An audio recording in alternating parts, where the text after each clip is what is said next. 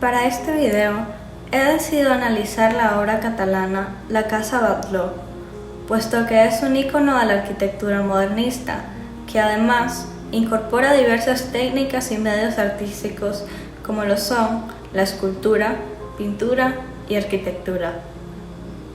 El edificio originalmente fue construido en el Paseo de Gracia en 1875 por Emilio Sala Cortés, un arquitecto renombrado y profesor de la Escuela de Arquitectura de Barcelona.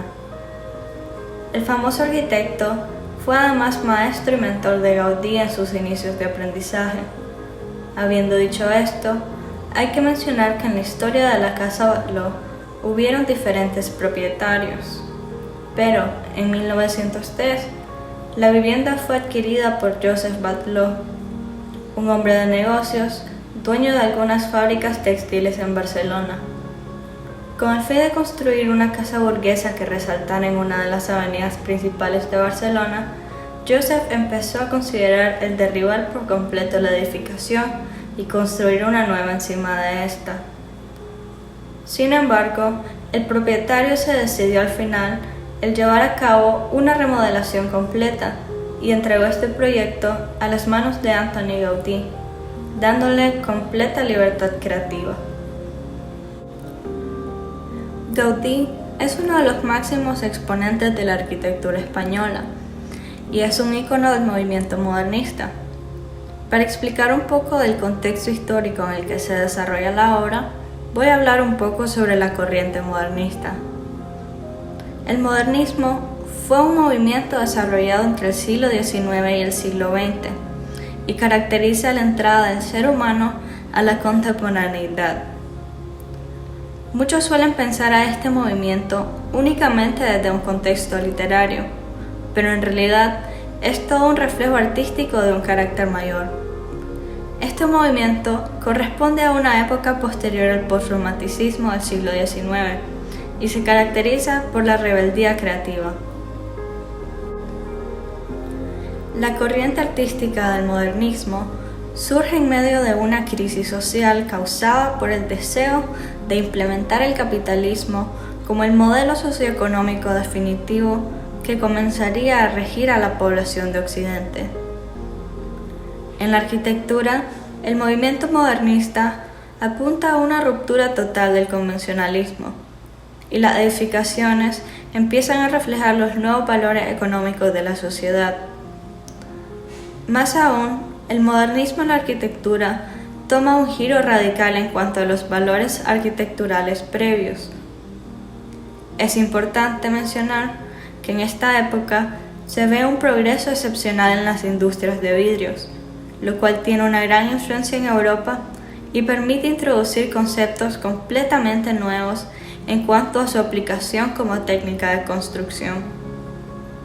La Casa Batlló es una de las obras más reconocidas de la historia del arquitecto.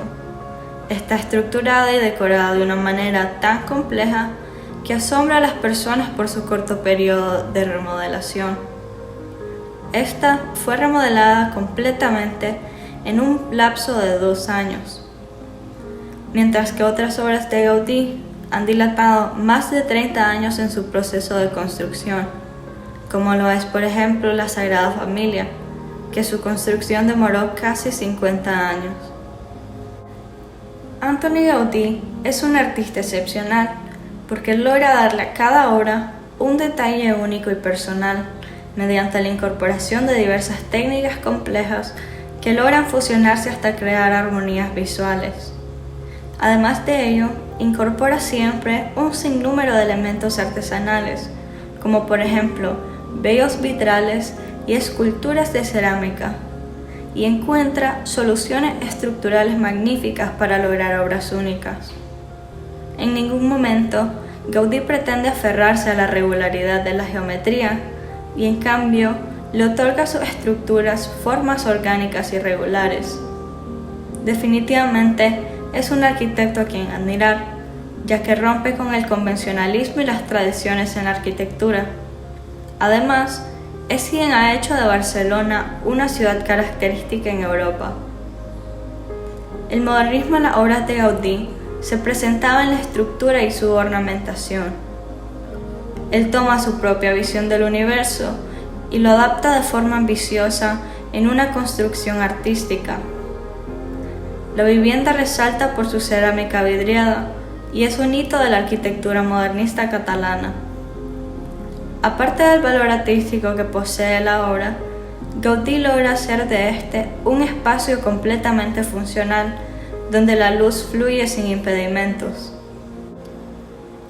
En las construcciones de esta época, la mitología y la religiosidad se convierten en elementos muy influyentes a la hora de una creación artística.